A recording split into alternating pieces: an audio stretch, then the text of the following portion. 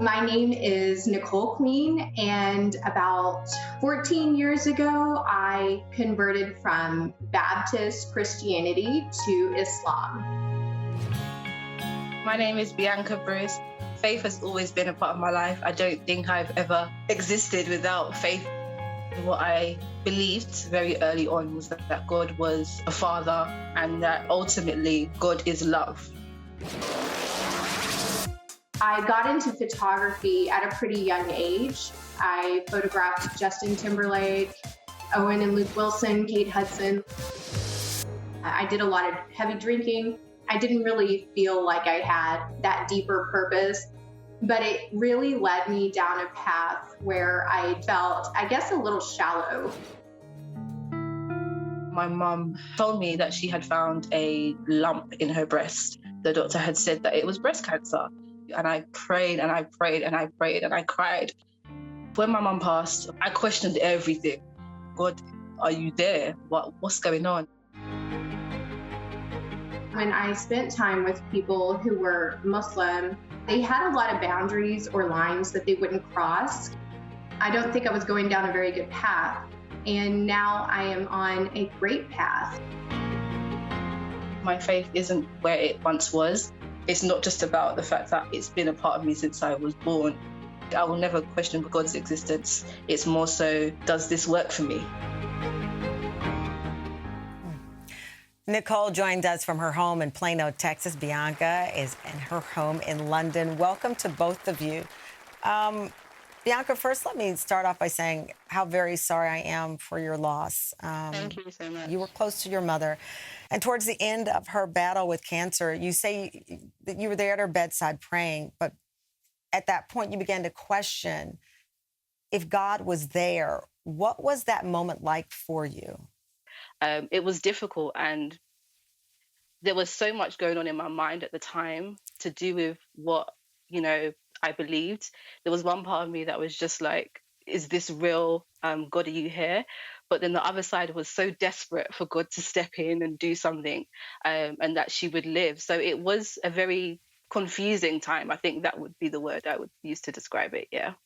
I think you're right, because obviously, people pray and you wonder why my prayer did not didn't result in what I've asked. And I think that is a part of the crisis. Even when I lost my dad, I remember thinking, why my dad?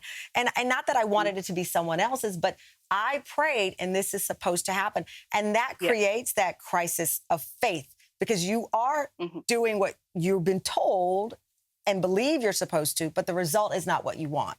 Exactly. I think for me it was, why isn't he looking this way? Why isn't he looking over here? It was a difficult thing to grasp that, like you said, it's not about you wanting it to be someone else's parent.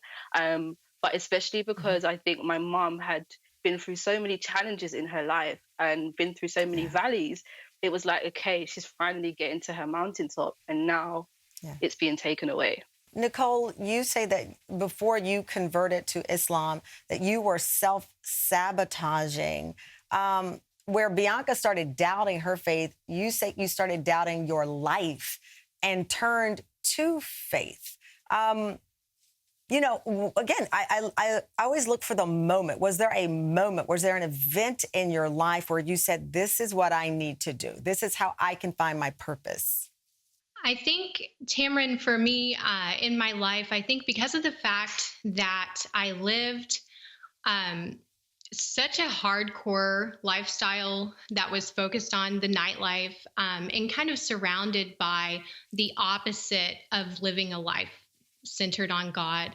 I think that because I was just overly influenced by that I did feel like I was surrounded by darkness in a sense, and it just drove me. I think you can just kind of get pushed too far to where you're grappling for anything to give you some sort of meaning in your life. And the faith that I came to just happened to be lined up right in my tracks. And I feel like that was some sort of sign from God saying, this is going to help you crawl out of the dirt. Nicole, clearly you're in Plano, Texas, and you have converted from Christianity to Islam. Being a fellow Texan and living in Texas, I cannot imagine that you haven't had to answer a gazillion questions wherever you go. With that said, this show is not about religion or a religion. It's about a pursuit of faith. And you talked about living this nightlife, this life, in some cases, of darkness, both, in the clubs and in your heart. What were you looking for when you started to think of faith? What did you think it was going to add to your life, whatever religion that you determined was the right one for you?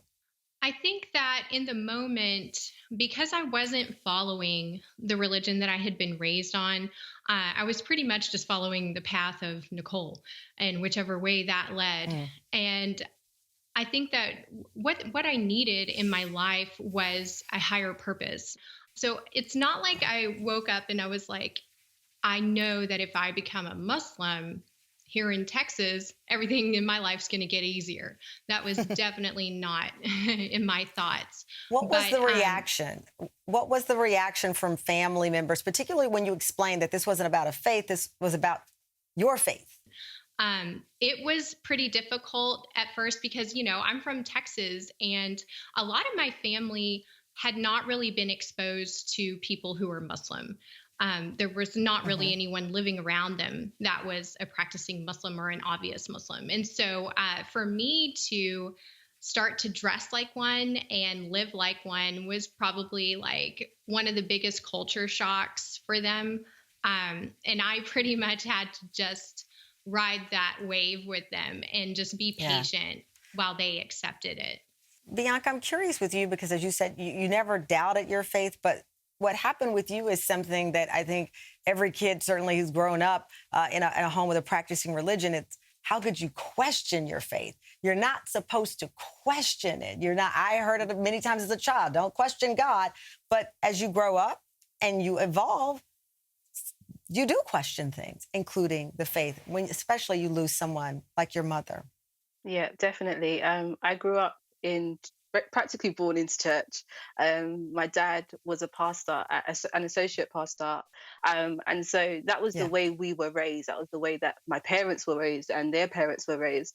When I did start to question, there's a bit of guilt that you feel because, again, like you said, Tamron, you have been taught not to question these things from the day you were born. So you feel guilt. You feel it's an uneasy feeling. But when my mom did pass, I didn't want to do anything. I didn't want to pray.